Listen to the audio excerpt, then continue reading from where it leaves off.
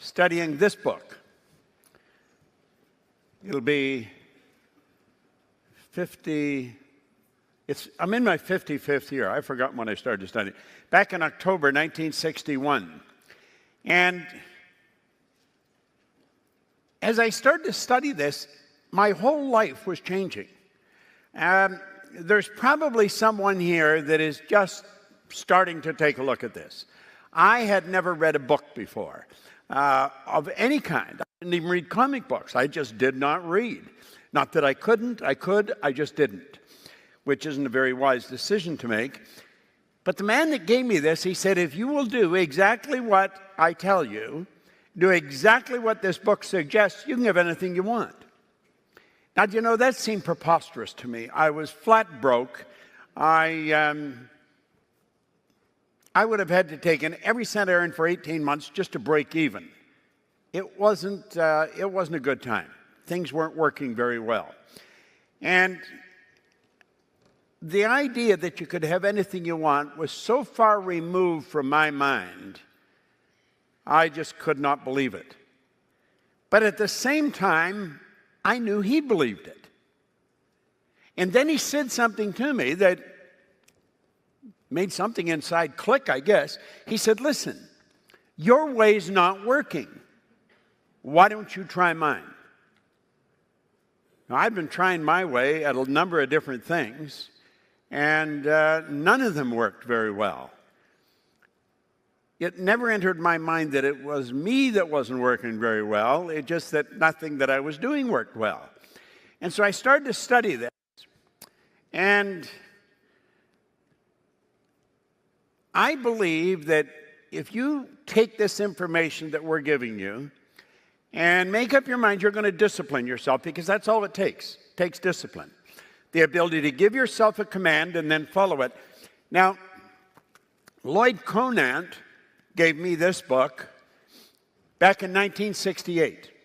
I was sitting in his kitchen, and he and Earl Nightingale started this industry, really, the personal development industry. They actually started it with Earl Nightingale's recording of The Strangest Secret. And I was sitting in the kitchen, and I asked Lloyd, I said, Lloyd, how did you start this company? Because he didn't start a company, he literally started an industry. And he said, Lloyd would look off into space and he'd raise his hand and he'd go somewhere, and I would always go with him wherever he was going. He said, well, somebody gave me this little green book. And I stayed up all weekend studying it. And then on Monday morning, I decided I would start a world-class company.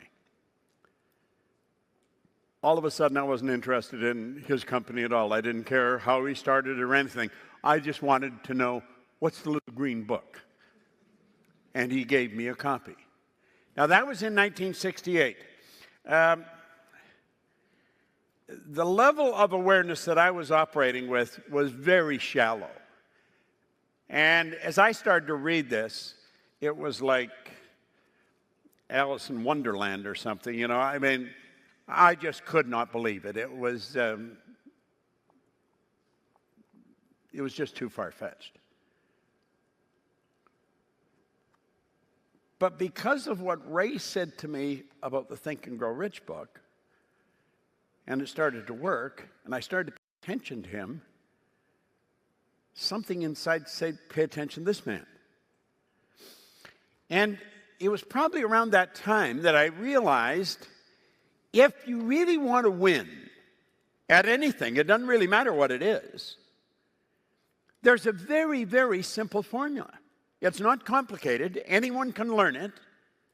Go to someone who has demonstrated by results that they really know what they're talking about, and then do exactly what that person tells you.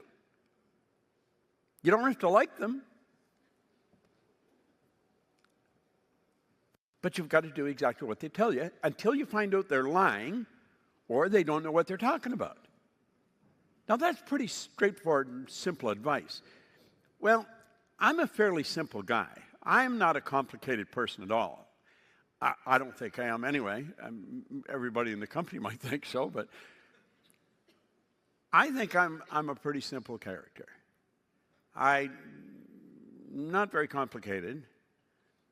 And I always felt if I could do this, anybody could do it. And so at some point, this is way back in the 60s, things were really moving for me. I went from $4,000 to $175 a year.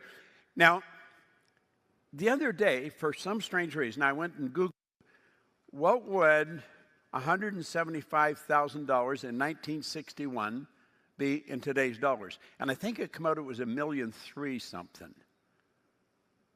So I went from nothing to $1.3 million something in around 12 months.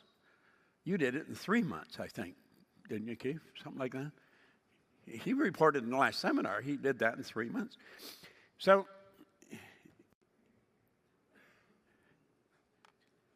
I started to think, this would probably work anywhere if it worked for me. And then someone asked me if I would go down to Kingston and speak to some of the people. Kingston is maximum security in Canada. I think they just closed it, actually. And I went in there, and I saw things happening there. I'm not going to get way off track into this, but there was one guy, he had been sentenced to 27 years. He'd been in solitary confinement for 7 years when I met him. And I went in on the understanding anybody wanted to come and listen to me, they had to let them out of the cell, let them come. Didn't matter who they were, didn't matter how bad they were, they had to do it. They said, well, we can't do that. And I said, I'm not coming in then. Well, finally, they said, okay. And this guy heard I was coming in, and that he could get out of his cell. I mean, what the hell? It would be a couple hours out of his cell. He only got out for an hour a day over 7 years. And make a long story short, he was let out on a special parole. I got the Canadian authorities to tear up his parole, give him his passport.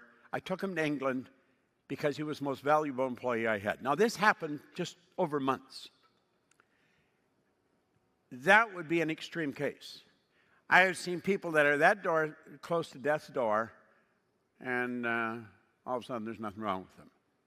I've seen kids in school go from C and D average to an A and B average almost overnight. All kids have an C and A and B average in them. It's just that they're not expressing it. And we let the report card dictate what we think of the kid. So as we get into this, it doesn't really matter whether you believe me or not, to me, but it matters to you. And although it may sound preposterous, if Sandy Gallagher had come up to me in that seminar in Vancouver, Washington, and says, I'm going to own half your company, I thought, this little chick is nuts, But our company's done better since she joined us than we've ever done in the 55 years I've been in business. She's made that big of a difference. And she made that big of a difference because she made a decision in this particular seminar. I thought that was a great idea that Becca had to introduce her right at the start, because this was the seminar she was coming to. She had no idea what the seminar was. She had no idea who I was. She had no idea what we were going to teach, but this is the one she came to. So if you're sitting at home and you're watching this and you've got dreams, even if you